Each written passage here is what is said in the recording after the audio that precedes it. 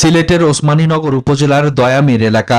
শুক্রবার সকাল 7:30টার দিকে এখানে দুটি যাত্রীবাহী বাসের মুখোমুখি সংঘর্ষ হয়। বাস দুটির একটি ঢাকাগামী ইউনিক পরিবহন ও আরেকটি সিলেটগামী বেঙ্গল পরিবহন। সিলেটের ওসমানীনগরে দুটি যাত্রীবাহী বাসের সংঘর্ষে নারী ও শিশুসহ 9 জন নিহত হয়েছেন। আহত হয়েছেন অন্তত 14 জন। আহতদের মধ্যে 2 জনের অবস্থা গুরুতর। পুলিশ বলছে, বেপরোয়া গতি ও চালকের তন্দ্রাচ্ছন্ন ভাবের কারণে এই দুর্ঘটনা ঘটতে পারে। সিলেট থেকে নাজাদ আহমদ পুরকায়স্থর রিপোর্টে থাকছে আরো বিস্তারিত। ছবি তুলেছেন সেলিম হাসান। সিলেটের ওসমানীনগর উপজেলার দয়ামির এলাকা। শুক্রবার সকাল 7:30টার দিকে এখানে দুটি যাত্রীবাহী বাসের মুখোমুখি সংঘর্ষ হয়। বাস দুটির একটি ঢাকাগামী ইউনিক পরিবহন ও আরেকটি সিলেটগামী বেঙ্গল পরিবহন। সংঘর্ষে ইউনিক পরিবহনের বাসটি রাস্তা থেকে পাশের খাদে ছিটকে পড়ে।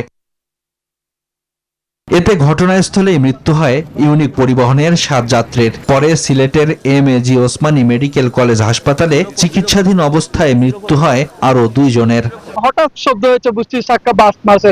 হঠাৎ করে দেখি যে বেঙ্গল এই সামনে দেখি সংগ্রহ, তারপর এই দিকে চাইলাম, তখন দেখি ইউনিকের অবস্থা খুবই জটিল। হাসপাতাল কর্তৃপক্ষ জানায়, আহতদের 14 জনের মধ্যে 2 জনের অবস্থা আশঙ্কাজনক। বাকিদের দেয়া হয় প্রাথমিক চিকিৎসা।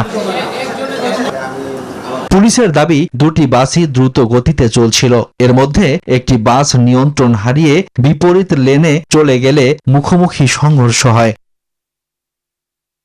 পুলিশ জানায়, আইনি প্রক্রিয়া শেষে মরদেহ পরিবারের কাছে হস্তান্তর করা হবে। Desk report, news 24।